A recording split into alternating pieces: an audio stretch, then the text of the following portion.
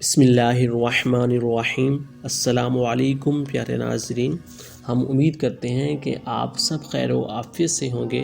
ہماری اللہ تعالیٰ سے دعا ہے کہ وہ آپ سب کو اپنے حفظ و امان میں رکھے، آمین۔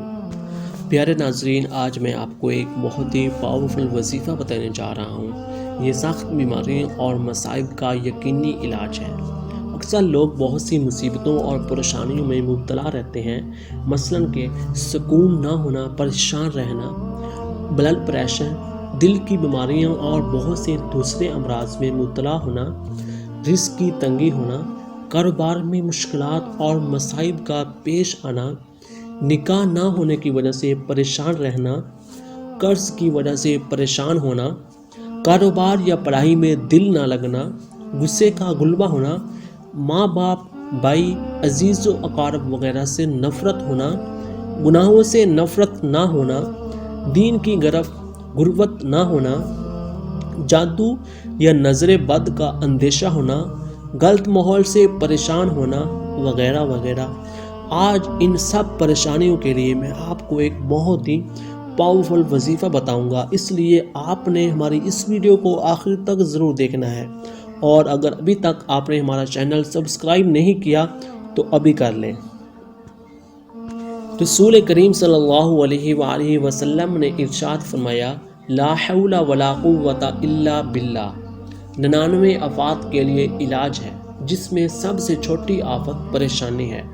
رسول کریم صلی اللہ علیہ وآلہ وسلم نے ارشاد فرمایا، جب بندہ لا حول ولا قوت الا باللہ پڑھتا ہے تو اللہ تعالیٰ اس کے جواب میں فرماتا ہے کہ وہ تابعدار بن گیا ہے اور اپنا کام اللہ تعالیٰ کے سپرد کر دیا ہے۔ ایک اور حدیث میں ہے کہ لا حول ولا قوت الا باللہ جنت کے خزانوں میں سے ایک خزانہ ہے۔ گناہوں سے پرہیزگاری اور عبادت کرنا جنت کے خزانوں میں سے ایک ہے، اور لا حول ولا قوت الا باللہ کے ذکر سے گناہوں سے بچنے اور عبادت کرنے کی توفیق مل جاتی ہے۔ حضرت عوف بن مالک رضی اللہ تعالی عنہ نے رسول کریم صلی اللہ علیہ وآلہ وسلم کی خدمت میں عرض کیا کہ میں 2 مصیبتوں میں مبتلا ہوں، ایک میرا لڑکا کفار نے اغوا کیا ہے، اور دوسرا رزق کی بہت زیادہ تنگی ہے۔ تو رسول کریم صلی اللہ علیہ وآلہ وسلم نے ان کو 2 وصیتیں فرمائی۔ ایک وصیت یہ تھی کہ تم تقوی اختیار کرو، اور دوسری وصیت یہ تھی کہ لا حول ولا قوت الا باللہ کثرت کے ساتھ پڑھا کرو۔ انہوں نے دونوں کام شروع کر دیے۔ وہ اپنے گھر میں ہی تھے کہ ان کا لڑکا واپس آ گیا اور اپنے ساتھ 100 اونٹ بھی لے کر آیا۔ اسی طرح دونوں مصیبتیں ختم ہوئی۔ بندہ نچیز کا مشورہ یہ ہے کہ زبان پر دنیا کا بہت ذکر کیا ہے اور دنیا کے کاموں کو وقت بہت دیا ہے، اور خواہشات میں اپنے آپ کو بوڑھا بھی کر لیا ہے۔ آج لا حول ولا قوت الا باللہ پڑھنے کے لیے 41 دن تک 24 گھنٹوں میں سے 20-30 منٹ فارغ کر لیں۔ پھر آپ کو احساس ہوگا کہ کاش میں اللہ تعالیٰ کے ذکر سے غفلت نہ کرتا، میں دنیا کے کاموں کو کام سمجھتا تھا مگر ذکر الہی کو کام نہیں سمجھتا تھا، میں دنیا کے کاموں کے لیے وقت نکالتا تھا، ذکر کے لیے میرے پاس وقت نہیں ہوتا تھا۔ 41 دن کے بعد آپ ذکر کرنے والے بن جاؤ گے انشاءاللہ عز و جل۔ اللہ تعالیٰ نے کسی عمل کے بارے میں کثرت سے کرنے کا حکم نہیں دیا، لیکن ذکر کے بارے میں اللہ تعالیٰ نے فرمایا ہے، یا ایھا الذین آمنوا اذکروا اللہ ذکرا کثیرا، یعنی کہ اللہ کا ذکر کثرت سے کرو۔ تھوڑا ذکر کرنا منافقت کی علامت ہے۔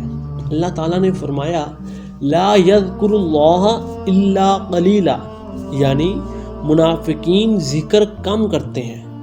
موت آنے سے پہلے اس بارے میں سوچنا اپنا ہی فائدہ ہے۔ اللہ تعالیٰ ذکر کثیر کی توفیق عطا فرمائے، آمین ثم آمین۔ تو اب ہم آتے ہیں کہ آپ نے وظیفہ کیسے کرنا ہے۔ پڑھنے کا طریقہ اچھی طرح سے سن لیں۔ لا حول ولا قوت الا باللہ روزانہ 500 مرتبہ آپ نے پڑھنا ہے اور اس کے اول آخر میں 100 مرتبہ آپ نے درود شریف پڑھنا ہے۔ جو بھی درود شریف آپ کو آتا ہو آپ پڑھ سکتے ہیں۔ یہ عمل 41 دن بلا ناغہ کرنا ہے۔ اگر کسی دن ناغہ ہو جائے تو دوسرے دن ڈبل پڑھے۔ ایک نشست میں زیادہ بہتر ہے، مگر ضروری نہیں۔ وضو بھی ضروری نہیں۔ اس کے بعد اس کلام کی برکت سے اپنی حاجات کے لیے دعا کریں تو زیادہ بہتر ہے۔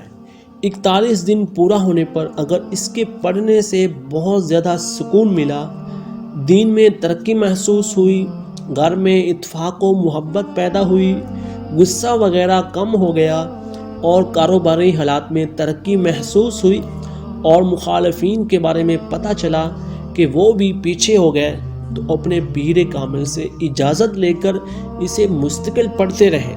آپ اسے بآسانی 15 سے 30 منٹ میں پڑھ سکتے ہیں۔ تو اس لیے آپ نے یہ وظیفہ، جو بھی آپ کو مشکلات پیش آئے، یہ ضرور کرنا ہے۔ یہ بہت ہی پاورفل وظیفہ ہے اور اولیاء کرام کا بتایا ہوا وظیفہ ہے، تو آپ نے اس کو کرتے رہنا ہے۔ انشاءاللہ آپ کی جو بھی پریشانی ہو ختم ہوگی۔